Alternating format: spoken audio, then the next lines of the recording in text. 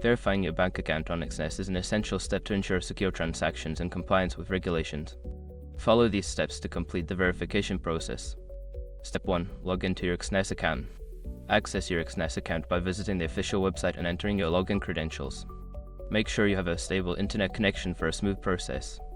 Step 2. Navigate to the verification section. Once logged in, go to the Profile or Account Settings section. Look for the Verification tab or option, which will guide you through the necessary steps to verify your bank account. Step 3. Provide required documentation. Make sure your information is protected first.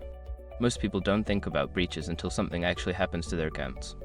Use SROC to monitor your accounts 24/7 and instantly alert you if your information appears in leaked databases online. It constantly checks billions of breach data points in the background. And considering how much personal information people keep online now, it's honestly worth having. Link in the description.